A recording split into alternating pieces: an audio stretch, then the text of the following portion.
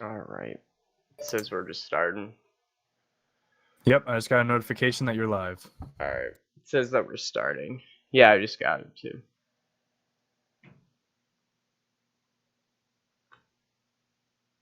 Oh, it still says I think we're offline. Starting it up. Nope, we're good. I hear it. All right. We sound fine? Perfect. All right. All right, so we're going to start off. So this is episode number 2 of the IMO podcast. Yeah. What's going on, man? Have you I am been? officially not an undergrad anymore, so I am excited about that. Good, I good. took my last final today, so I'm feeling good. How are you? Pretty good, pretty good. Just in the middle of moving and all that crap. So we'll see what happens. We'll see what happens. Moving is always a headache, and I Yeah, always, not like knock on wood for you, but I always seem to lose something whenever I move. So yeah. um, I mean, I'm not I think that's moving. just the. I'm not moving much. I'm just moving the PC. You know, I'm not even moving like a bed or anything because we already have one over at the other place. So won't Okay, be all won't right. be too much of a headache. But hopefully, I know something's gonna get lost. Something that I'm looking at right now is just gonna disappear. So we'll figure it out. We'll figure it out. All right. All right, so the first thing that we're going to talk about is the Metacritic scores for Prey. They haven't been too many on PC and I think not play Xbox. They haven't had much. I think 16 on PC and 13 reviews for the Metascore for the Xbox One. PlayStation I think has way more. So we'll look at the PlayStation one to start off. All right, so it says right here that the meta score is 80 with 43 critics, so that's pretty good. You know, there's a good pool Yeah. to get a good idea about. Um, the one thing that I noticed, I think I noticed it today at noonish. I think GameSpot posted their review for Prey, and they gave it a 6. So that was a really low one compared to what we're seeing here on this Metacritic article here. You know, everyone's Yeah. kind of giving it an 8, a 9, you know, an 8.5 in that range. So I don't know. Maybe they just didn't enjoy it. Have you seen any footage of it? No, I I've been looking through different articles about it, and I mean, it seems interesting enough. GameSpot, um, they not that they ripped it apart, but they definitely didn't like it as much as other reviewers did. Yeah. Um, I mean, it's got, at least from like the screenshots that I've seen, it's got almost like a Bioshock-ish Yeah. type feel to It it. it Um, really is. It's BioShock with a little bit of experimentation. You know what I mean? Like there's yeah, recyclers to create. You know, it's kind of, I would say it's like a Dead Rising, like you can combine weapons in Dead Rising, and you're recycling parts into other things to, and then you're getting blueprints to create different weapons and stuff. So it adds yeah. that with the BioShock, like literally anything will kill you at any second. Well, it says, just to read like a little snippet from the GameSpot article about this. Mm-hmm. Um, so it says Prey's opening is the most memorable part, largely due to its own, kindly moment and the promise of what it could mean. It kind of they talk a little bit about what we were just saying about BioShock. Mm-hmm. But then later on it says it's an opportunity to tell a twisting, paranormal fueled story that forces you to second guess your own character. But sadly, that opportunity is largely wasted. Prey quickly loses its grip on this narrative thread, allowing it to drift into the background in favor for the environmental storytelling that shifts the focus to Talos itself. So I guess their complaint was that like the story seemed to start off awesome, and then they really kind of dropped the ball on that, and it kind of took a back seat, which is unfortunate because I love like really deep storylines. I mean, the story, that's the thing. You kind of have to look for it. It's like BioShock, where I mean, you're gonna get everything that you need to know. Like they will tell you, everything you need to know, but Hmm. they won't force it in your face. It's for BioShock was kind of that way where you'd have a cutscene or two once in a while. You'd have a thing where it would take control. You'd have one quick 15-second little montage or whatever they're trying to describe to you.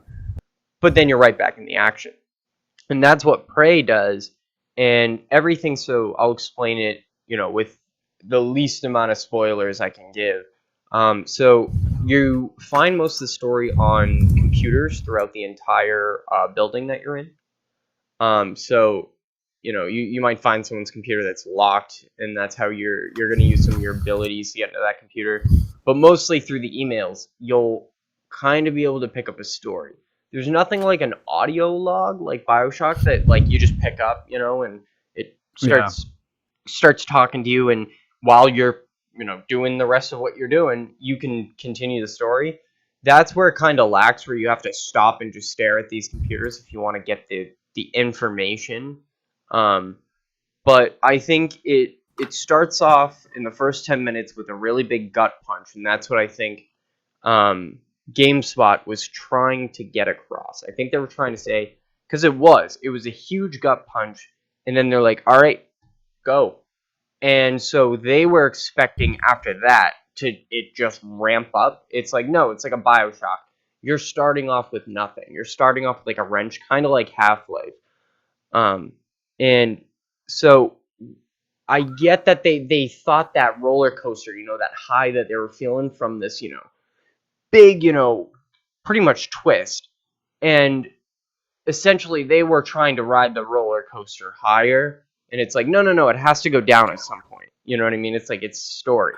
So I Right. think that's where they must have felt like it was just going to continue, and it didn't for them. And that's where it might have stopped. Yeah. For most people, like I think like you've explained this once, where you like that. I think you said you like the audio log, and you like how you're listening to the story, but you're just going through the game. This Yeah. stops you, where that's where the GameSpot guy must have been like, oh my god, had all this adrenaline, and then he's stopping to read emails. He's just like, So I that's love just my games opinion. when, yeah. Um, and I thank you for explaining that because I don't know too much about it. And that's what's cool for me is, being able to read this and be able to kind of see it on the fly Hmm. and kind of make opinions on it. But I love games that kind of give you the story in pieces. Like you have to kind of find the story. Yeah. Um, and I think The Last of Us did a good job with this as well, where like you would encounter something and then the characters would talk to each other, and as they talk to each other, they kind of unraveled the story. Same thing with BioShock when you'd find those tapes and everything. Yep. So well, if you scroll down, I mean, one reviewer, the thing about reviews is, some people place a tremendous amount of weight on them, and I Yeah. can be like that from time to time as well. But looking at the gameplay, it looks like it runs smoothly. The graphics look awesome, and the one I'm more concerned about is looking at the comment section, and they're pretty mixed. People are saying that this one person saying he's 30 hours in, and it's more of an 8. Some people were saying, they're not surprised because they think that this publisher is turning into an EA. Other people are saying that they shipped it back after 15 minutes of playing it. Other people say they loved it. So it's really a hit or miss type of game. Yeah. Um, and so, you got to kind of take it with a grain of salt. Maybe it's one of those games where you rent it and see if you like it before investing a bunch of money into it. There's some games where you're like, nope, I know I'm going to love that. And then, you're good to go. Yeah. But then, there's others that you might have to be a little skeptical. Yeah, yeah, I can definitely feel that. Where I think BioShock, and at the time BioShock was not a game for everyone. A lot of people at the time didn't really like the kind of, the sparse gameplay within collecting and collecting and collecting. Um, so it's not really for them. It's kind of one of these games that has a niche crowd, but that niche crowd is a lot. It casts a wider net. So it gets Right. those people like this person right here. So this is a user review from Barry Ryan on May 11th. Okay, that's today. Okay, Yep. this game is horrendous, and I don't even know if he spelt that right. And he gave it a 0, by the way. Let me just say that he gave it a 0. This game is horrendous, right? Every minute playing this game is a waste of life. I had to make an account to let people know this game is overhyped and nearly unplayable. It's like Wow. that's the thing. You have someone here, like, let's go up to a critic review, IGN Italia. Prey means deep space and deep gameplay. A huge space station hides thousands of game mechanics and dynamics ready to be explored by the I don't even, what? Solarity? That's a weird word. The Solarity player. Its warfare is not bigger nor predestined, but makes up a part of a bigger picture, a bigger game where gameplay means so much more than gunplay. So it's like you can just, that's why I love user reviews. It's like you're gonna get people saying 10, 10, 10, and then a 0. It's like Right. the lowest critic score review is a 50. Well, and in the it's one of those things where people won't tell you if they like something all too often, Yeah. but you're damn sure they're going to tell you if they don't like something. Yeah. So with YouTube the way it is, with Twitch the way it is, you just got to get on, type in a game, watch someone play it, and if you think it's something that you're going to like, then go ahead and buy it. But if Yeah. I tend to not try to put too much emphasis on like the critic scores. The only thing that I do tend to put emphasis on when it comes to like Metacritic and IGN and everything is for games that the developers will produce more content for that game, because I feel like if there's a lot of hype and the reviewers are loving it, Yeah. then I think the developer will be more encouraged to put out more content. That's the only time I really think it matters. Otherwise, get on your favorite gaming channel and watch someone play it. Yeah. And I mean that's the thing.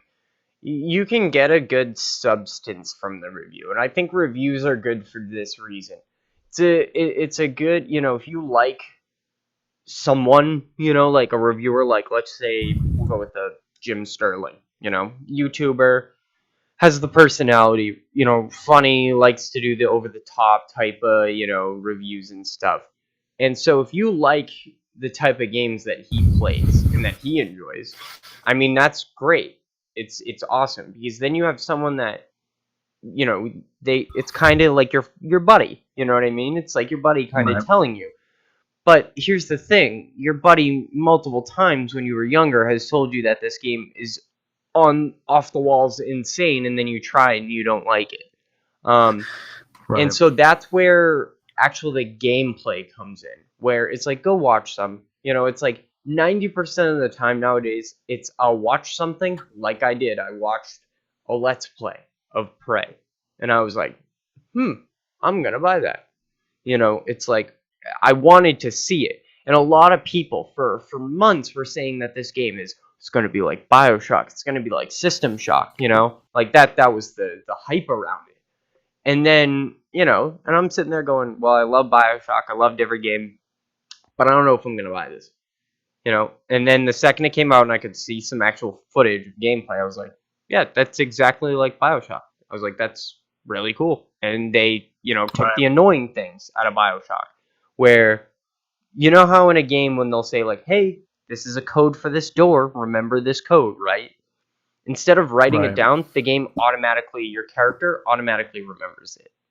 So once you get to that door, it'll say, oh, I remember this, and it'll pop up the code. That's So nice. yeah, so it like thinks, you know what I mean? It's like, yeah, you're gonna have some people writing it down, but not everyone's gonna write it down.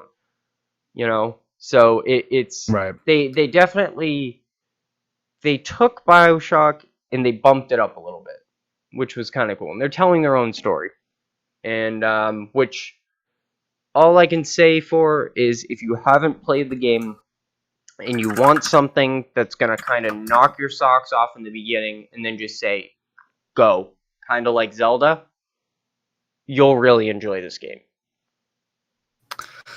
Yeah, see, and your explanation of that has done so much more to me in like wanting to look more into this game than any kind of review has, because I trust your opinion, and so I'm going to then, Yeah. trust that what you're saying is true. Yeah, and I mean that's the thing too is like even if you have to watch an hour of gameplay and you have to ruin the first hour of gameplay, it's like watch it. Have it be spoiled for you because if you like it, you're going to want to buy the game. Right. It's like to me like honestly, I had the one twist in the beginning spoiled. But I didn't really care. It was more like I wanted to you want to play a game when you're watching a let's player. And rather than like, oh, I can't believe I should have, I should have waited. I should have just played it for this twist. It could have been so cool. It's like, no, I was kind of like, oh, this is what I would have done. Or, they do something. It's like, no, I would have gone to the left. It's like, so that's when it's like, all right, I got to pick up this game. So definitely, Right. I think it's definitely worth it.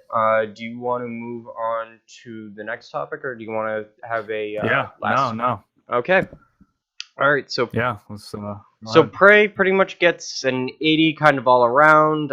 Oh yeah, and on PC, I believe it was 79 for Metascore, and Xbox One had 88, but it only had 13 critics reviewing it, so that's not a big pool. All right, Sure. so let's move on to this article. The future of Hitman uncertain as Dev.io Interactive puts up for sale by Square Enix. So, essentially, we're not really talking about Hitman itself in this article. Right. We're going to be talking more about the fact that, so IO Interactive decided, okay, we're going to switch the Hitman game from, a full game upon release instead of delaying it.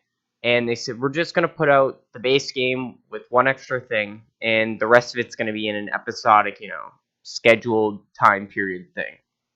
And honestly, I'll be honest, they did really good with it, I think. I think the elusive targets was something that was cool, where you had a target that was only there for a couple days, and if you died in that mission or you got caught, that was it.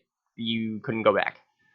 So they definitely had some really cool mechanics with the game. People really enjoyed it, and it did have a pretty big success rate, but clearly not successful enough that they're being put up for sale. And so the question we were gonna talk about is, do episodic games and companies that may not run them well, like this because it was so last minute, and kind of just sprung on everyone who pre-ordered the game. I think they had a huge dropping of pre-orders the second they said it was an episodic game as well. So our question is that, is this something that is bad for companies in the long run? So, are other companies going to see this and go, we shouldn't do episodic? Or is this just one company? Because we see that Telltale does it fine.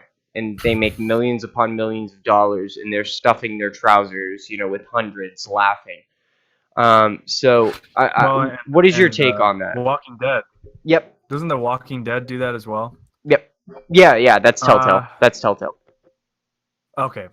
Yeah, that's the same company. Like, games under Telltale, and would be good for the audience too if they don't know. Games under Telltale would be like the Guardians of the Galaxy one that just came out, Game of Thrones,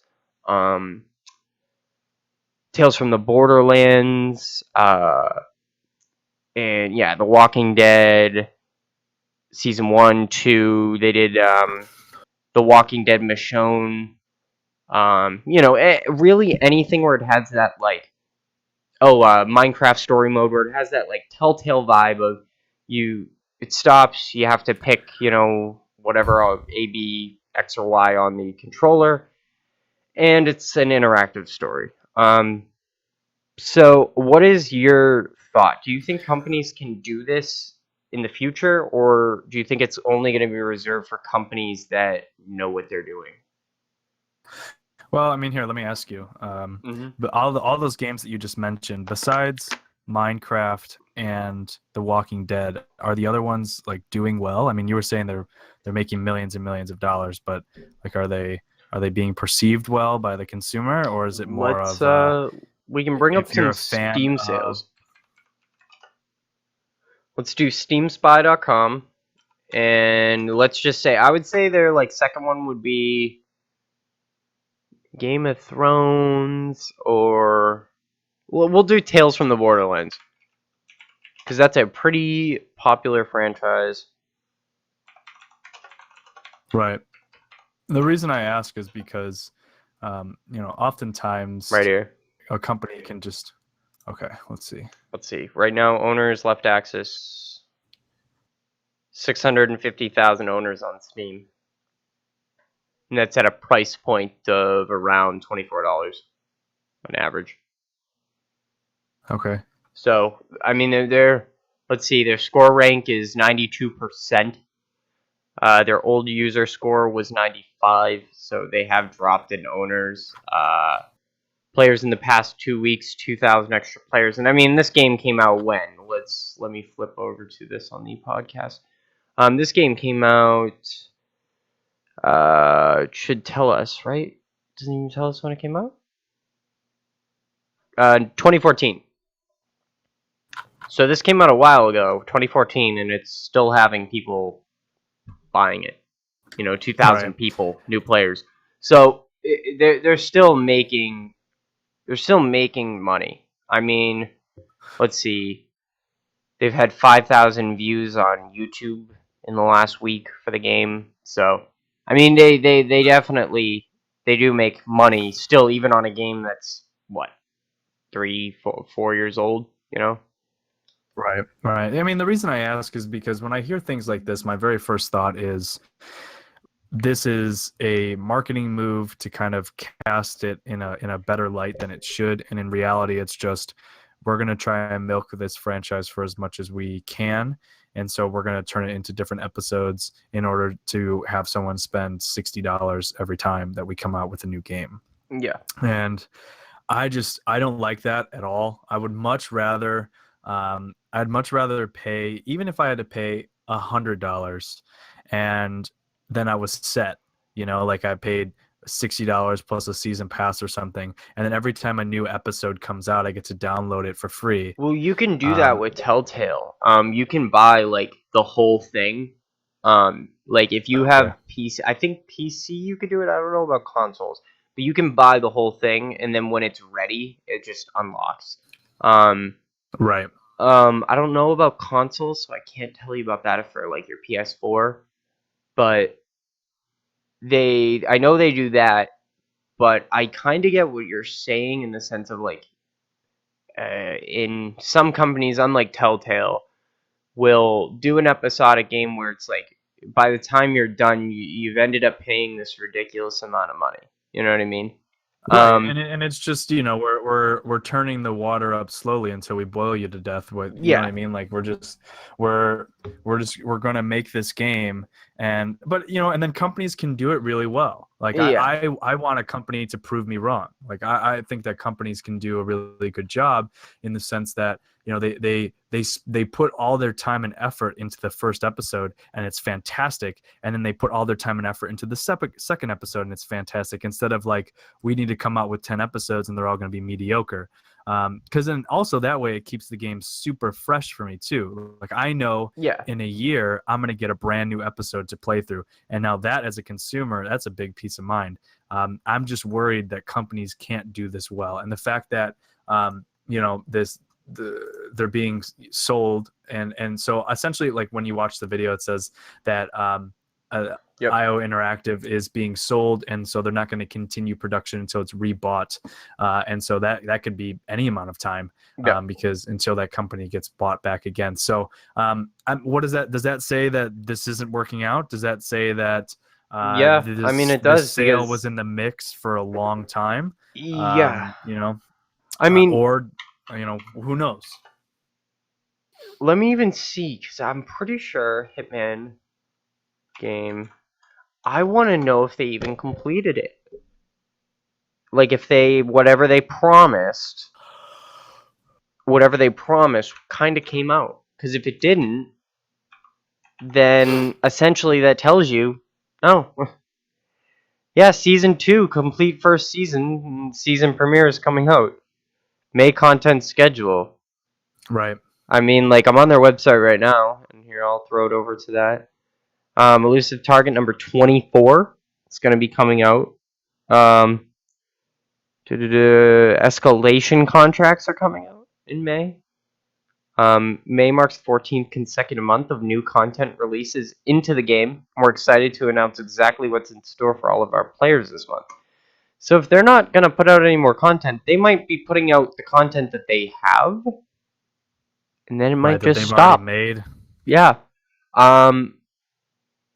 There's nothing on their website that says anything about, you know what I mean? Like, there's nothing on their Yeah. website that says, like, we're not even in business. You know, like, IO Interactive. Let me go to their website. Work for us. I would not like to work for you because you're not doing any work at the moment.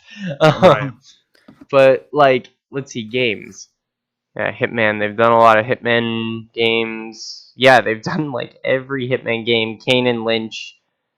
Some samurai game, and whatever. This Freedom Fighters came out in That should just say 2003. we are up for sale. Yeah, I mean, like, it should just say, like, yeah, we need money. All right. Let's move on to our third and final topic. Let me scroll down to it. Half-Life 2 VR mod releases. New trailer Man. now on Steam. Greenlight. Rise and shine, Mr. Freeman. So what do you want to say about this? Because this was your topic. It's just it's one of those things where it's like people say Valve can't count to 3, and this isn't. I don't think that this is a Half-Life 3 confirmed. Like that whole meme. But it is a cool step in the right direction for me. You have so many companies really embracing VR. You have even Facebook with Mark Zuckerberg talking about like these VR hangouts, and being able to play Half-Life in VR is just going to be so cool, because now like I just start getting super excited because the next thing that I'm thinking is Portal in VR. Like if they could do Half-Life in VR, Portal, having you'd fall over. Oh my god! But that would just be so The cool. second you wouldn't it? get thrown from that first portal, like, have you ever played VR? I've played in like the kiosks, like in the mall or whatever, with the Which one? HTC Vive. If you ever play the Vive and you play a game like Hover Junkers, where it's fast paced and stuff like that, the second your character is moving and you're not moving, you start to fall over. I'm just saying that it should just they should test it out and see how Yeah. it goes, because I would, if they had Portal for VR, I would buy a VR headset just for that. And I loved Half-Life 2, so it's like it's getting me to want to like get into VR because of and Half-Life was some people loved it and some people just did not like it. I thought it had its quirks. I love like that whole orange box feel that they have when they like released all those games into a single game. It was a bunch of games released into a single game. They called it single Orange Box. package, Team Fortress. Yeah, all that. And so have like that. I feel like this is just such a cool first step. And if Valve can continue to do this, like imagine playing Team Fortress in VR. Like imagine playing, and I know that when you're moving you might fall over kind of thing, but I feel like this can't be it here. They need to move forward. So I just thought that this was a really cool Yeah. breath of fresh air of like, okay, Valve is really starting to pick up that people want these games, and they, can, like, the consumer is saying, hey, make it your bread and butter. We don't care. We'll still buy them, The So one thing I have to say though is this is probably going to get shut down in less than 48 hours. So, because it's a group of modders, so it's not actually Valve doing it. right. So it's a group of modders, and Valve works on, they work on the HTC Vive. That's their headset. Right. So they might be working on Half-Life 2 in VR. And if they are, yeah, these boys are going to be sued. Big time. You know what I mean? Because if Valve is trying to put out their own, they could sue them big time and say, you better get that shit off of our website, and this could all go down in flames. That's the one thing that these people, they don't seem to understand. And I can give multiple examples of, Pokemon, just Nintendo. Nintendo shuts anything down that's a fan-made game, right? Like the Pokemon, any of the Pokemon games, that have like fixed things, or fan-made Pokemon games, like Pokemon. Oh, what was it? Like Pokemon Prism. Yep, Pokemon Prism. That thing. It was out in the wild. Some of these kids are smart; they'll just put it out. But 99% of people, dude, that I've seen, like a group of modders that put out their, a trailer, right? Like they just put out this trailer and they want you to click yes on Steam Greenlight to help them get it into the store so they can start selling it. I get it. The one problem is you should never put a trailer up, because Steam's gonna, Valve's gonna figure it out. And the second Valve figures it out, it's a yes or no question from Gaben, and he's gonna say, yeah, shut it down. Yeah, no, I get it. Half-Life, anytime anyone ever tries to make something for Half-Life, like crazy, like Half-Life 3 or whatever, it's like they'll shut it down.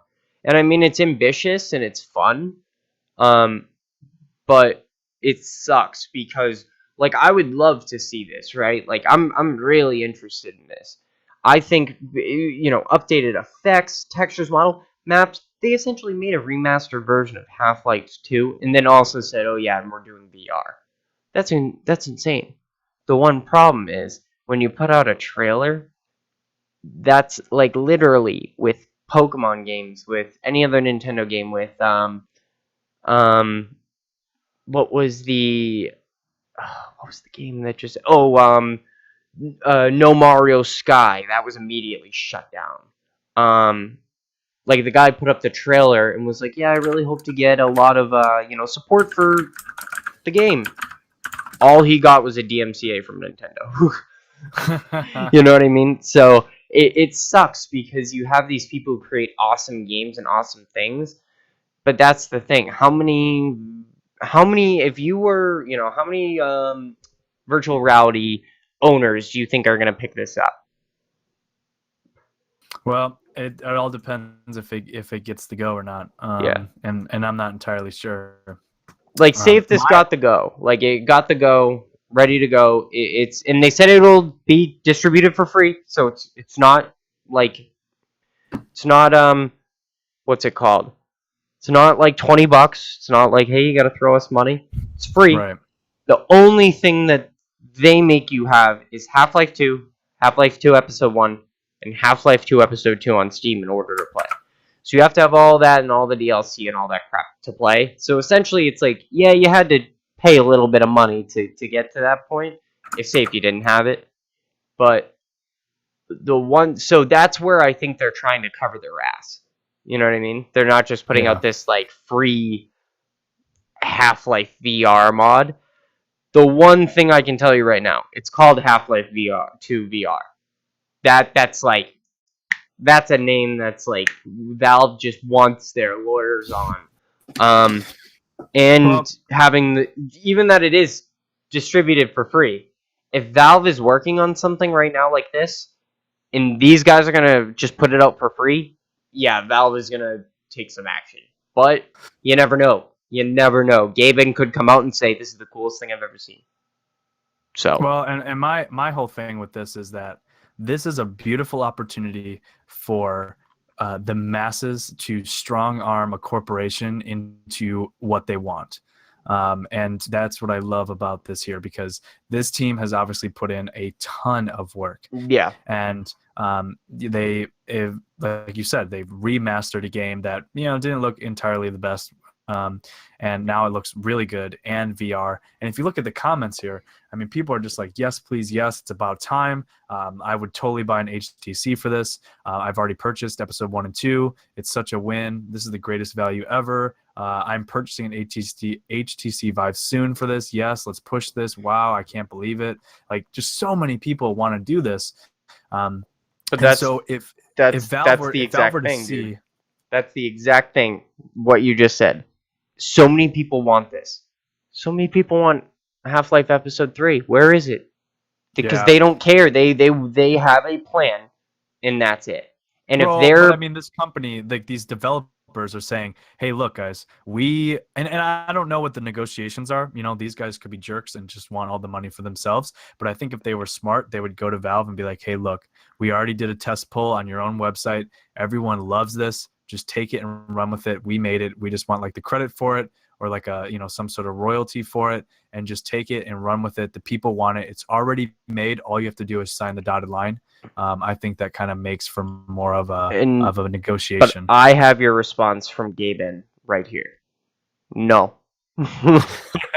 It's going to be a big flat no. He's going to say, take this shit down, because he's crazy about Half-Life, dude, okay? So, this dude, Gabe, does not want anyone messing with Half-Life. And that's why Half-Life hasn't been tossed on to another developer. He doesn't want anyone touching it. And right now, someone is touching it. And if he doesn't like a single texture in that game, he's going to want that thing down, because it does not go with his vision, and it's technically running on his own website that he owns, right? Under the name Half-Life 2 VR. So his thing is, and you have to think about it from the business perspective, this guy has so much money invested in Half-Life and time invested in Half-Life that I get it. These other kids over here, these modders, have worked their asses off to create something that's incredible, right? But he is probably going to be sitting there going, I need to protect my brand, and I need to protect my story. And he's going to say, even though it does not change my story whatsoever, it might, because it has updated graphics and textures and maps and models and effects. If he doesn't like any of that, and if he doesn't like the realistic weapon interactions, if he doesn't want any of that, he's going to be like, all right, good boys, you did some work, but I don't want that from my game. And okay, so let's go ahead and look at it from a business perspective, and this will kind of be my last point on it.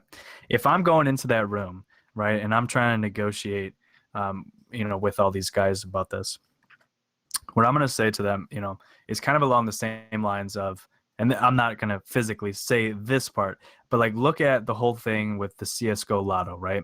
Steam didn't care. They didn't care. All of a sudden, it started making publicity, and the public started knowing about it, and it started being an outcry. All of a sudden, they cared, right? Because it started affecting their bottom line.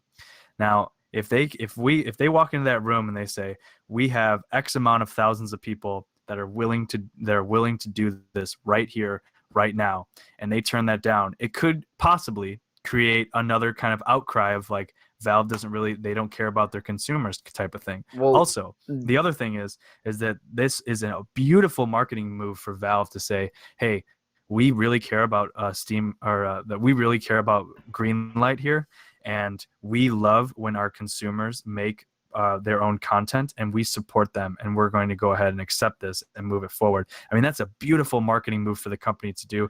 Totally understand that this is their baby, and they want to safeguard it. Totally get that. It could flop. I just think that this is a good first step for consumers to start making things like, hey, if you don't want to make the game for us, we're going to make it, and we're going to make it better. So I just think that's a pretty cool first step for them. Well, the first few things that I can counter to what you said would be that this already happened in 2015. So there was a false rumor about Half-Life 3 in 2015.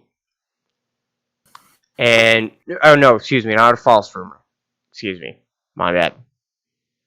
Rumor came to the Funhouse guys. Okay? So they're under the Rooster Teeth family. Adam Kovic, they came from Inside Gaming on Machinima and stuff like that.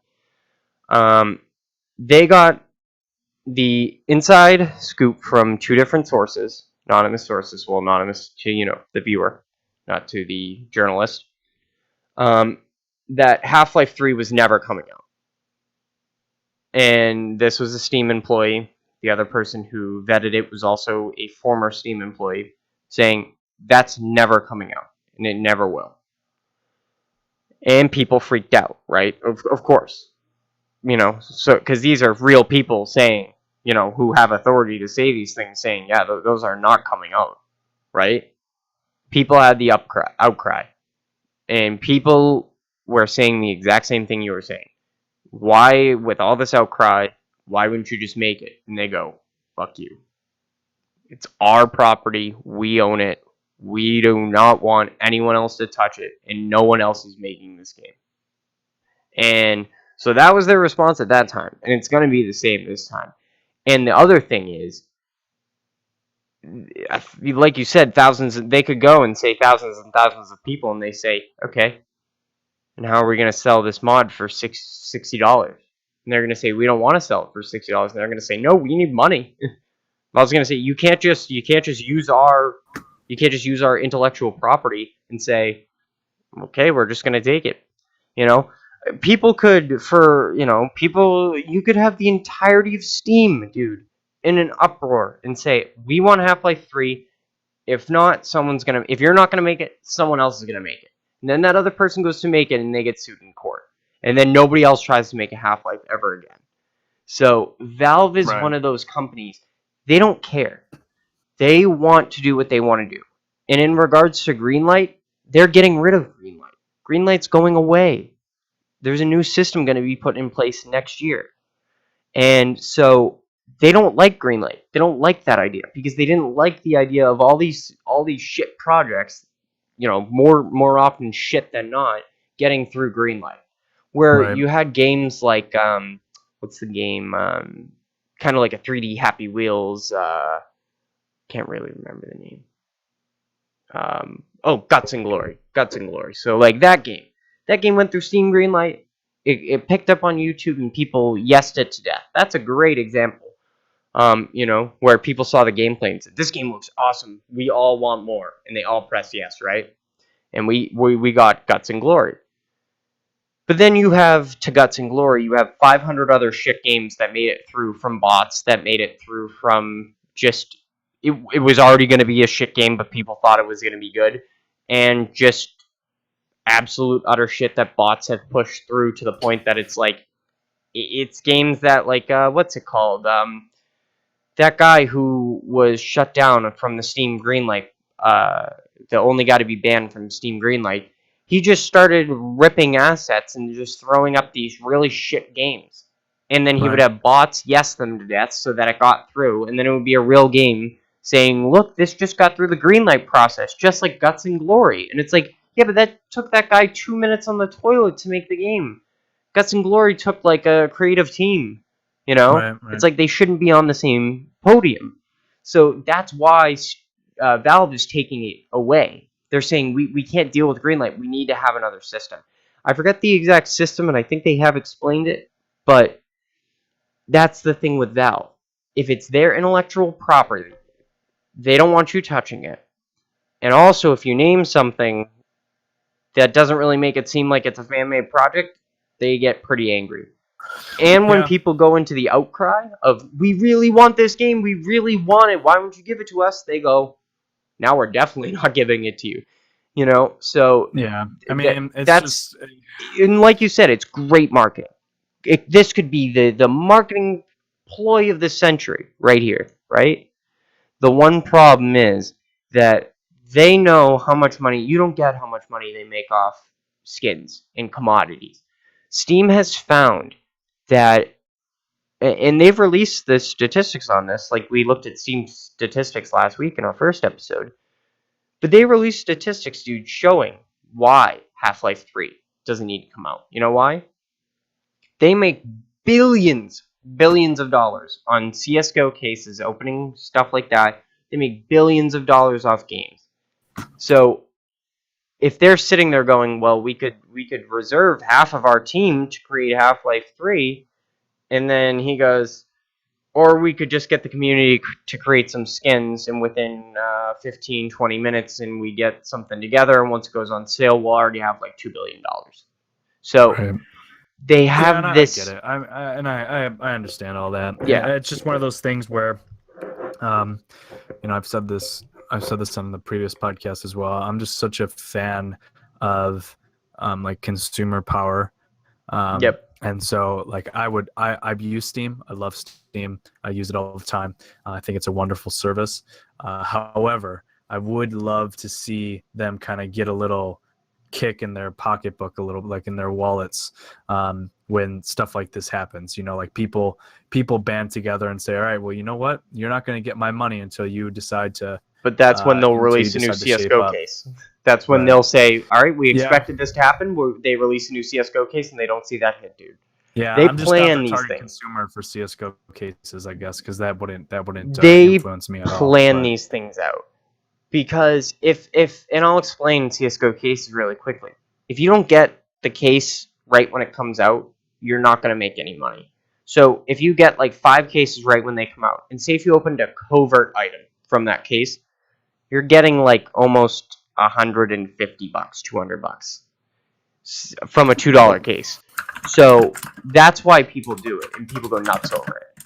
And that's why there's that big rush in the beginning to buy cases. And sometimes cases go for $20 a pop, and then you still got to open the case with a $2 key. So that's the thing. Valve not only you don't get it, like they don't even make money just off of like someone opening the $2 case. Say if I got say if the day the Spectrum case just came out, and that was the old case that just came out, and the day, like right now it's a 75-cent case compared to 3-cent cases that exist. But when it came out, that case cost like $20. So I could buy 5 cases for $100, and Valve gets a ton of fucking money from that. And then, or if I didn't, then say if I wanted to resell it, Steam's just getting money from everyone reselling the cases, and nobody's opened the case. And you know what I mean? So Valve is just getting this crazy amount of money, and they have this down, and it's weird, but they have this down so well, and they have this system planned out so well that even when the day comes that everyone who wants Half-Life 3 or something, right? They all go, we're fed up, we're done. If you're not going to give this to us, we're not going to give you our money. And they're going to go, okay. And then you're going to see this other thing, and it's going to be bringing in billions.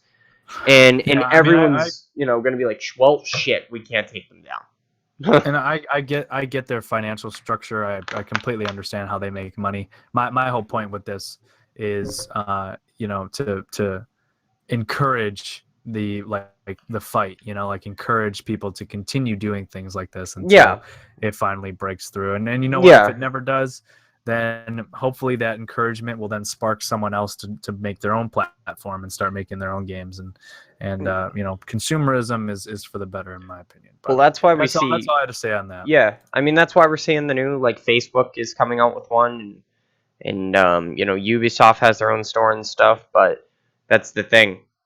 It's almost impossible right now to compete with Steam when every game exists on there, unless it's a game created by a publisher that has their own publisher store, like Ubisoft or EA, like Origin. Unless you have something like that, and unless Facebook is going to get every game that Steam has and keep the same system, have the same refund policy, have the same type of community. That's the thing. This Steam community has been going for 10 years. Right. So It's No, and you did a really nice job kind of illustrating all that too. So I appreciate yeah, it. like it sucks, and they want. Valve doesn't understand. Valve doesn't understand at the point sometimes where you have to think about this. They make a shit ton of money, and they know how to make money. And when they know they're going to be in a lull, they know how to make money in the lull. And that's the problem, where you have this big hit that goes off, and people freak out over something on Steam, and they fix it a little. But then Steam kind of nudges you and goes, "Hey, remember, we offer games for like fucking $5." It's like I bought Skyrim for $1.99. That's a joke. That's a joke. That's why Steam has my balls. You know what I mean? Because when they offer games like Skyrim, which people have put thousands of hours into, and I don't need the remastered version, I can just get the mods off of Steam because Steam has a great community, right? And so here's the thing. I can get the mods to make it look like the remastered version and play thousands of hours for a $2 game. Right. So you're gonna always get the person, and you're gonna get kids. You're gonna get kids. Like, if I ever had this as a kid, oh my god. You know what I mean? Like, we only used to get like 1, 2, 3, 4, 5 games a year, like whatever, Christmas, your birthday. If I told my mom, hey, I can buy a full game for $2, she'd be like, here's my credit card. Right. Rather than 60. And you're telling me you're going to play like 1,000 hours of it and not ask me for another $2 for like 1,000 hours? It's like, yeah, Mom. Oh, okay. And the mom loves Steam. And so that's where they've already dug so deep into people's lives. And it's like, what's the best way to put it? Like Apple. Apple did this in a different way, where Apple, if you bought their phones and you kept with their ecosystem for a little bit, it kind of sucks to switch out, because you have to switch the switching, that by having consumers have your products, and by them being so invested, the switching costs are so high for you to go elsewhere. And I totally get that. It's just, one of those things where I personally do not like when companies get so big that they tend to kind of. I mean, that's the thing. They're good in that sense. They don't appreciate the consumer. They're good in that sense where they've done enough appreciating of the consumer, but you still need a little bit. You know what I mean? And that's when, I mean, that's like the CS:GO update cycle. It's one update's good, the next update's bad. That update's good, that update's bad, that update's good. It's just back and forth. And so once they realize, or once essentially they get a team, or once they sell off Half-Life, you know what I mean? Like, one company might say, hey, here's $2 billion, we'll buy the Half-Life franchise off you. And they go, $2 billion? Yeah, thanks. Right. You know what I mean? So if one day you just hope it goes to someone, or you hope that something like this, like say if Half-Life 2 VR comes out and Valve goes, right? And they pull it, and then next thing you know, in a month from now, they start releasing that, information about a Half-Life VR that they've been working on. Not that they took what they did. It's they could actually be working on this, and then this is the push from the community to say, release it. Right. Even though these people have probably worked for months upon months upon months, that's what Valve does. And Valve does in companies, just companies in general, will shut down projects like this to send a message. To say, if someone, if I was a game creator, a modder, and I was like, oh, I really want to create a mod of my favorite game, but I hope they don't shut me down, And if someone came up to me and said, dude, I got it taken down, I've gotten money taken away from me legally, legal issues, this, that, I'd say, fuck that, no way, I'm not doing that. Right. And that's when it pushes people away. It's like, dude, I spent 3,000 hours on this project, and then it got shut down the day it started. It's like, that's when you would realize, okay, I'm not going to do this. And so that's where Valve and other companies, that's why they do it. They don't do it No, to like. you got to protect your brand. You got to protect Yeah, the brand. they're not doing it to be like, fuck you guys, you're not getting Half-Life. It's more like, no, it's more like, hey, no offense to you guys, it's to everyone else trying to, you know, like a Chinese developer, like a South American developer should just create something. It's a deterrent. Right. So, all right. Looks like we're kind of ready to wrap up. Anything else you wanted to just say about this? Because, I mean, hey, this does honestly, hopefully if Valve kind of says like, yeah, we're fine with it. This could be pretty good. This could be pretty good. Well, I hope it's the start of something great. If Yep. not, something else will come along. Yeah, I mean, it's just I get worried with anything about fan-made projects, just because the way companies are. But we'll see. We'll see. All right, so we'll end it here because I gotta go. But so that was episode 2. We made it Awesome. 55 minutes in, not too bad. So Beautiful. this will be up immediately after we shut this off for video on demand, and you're gonna have it up, I think, tonight, right? Yep. Yeah. Whenever I can, All right. I'll be able to take that and put it up on my channel. All right, sounds good. That was a good episode. Yes, All right. it was. Thanks a lot. It's always a pleasure. Hey, thanks for everyone who watched. Yep. Thank you, everyone. See ya. Bye.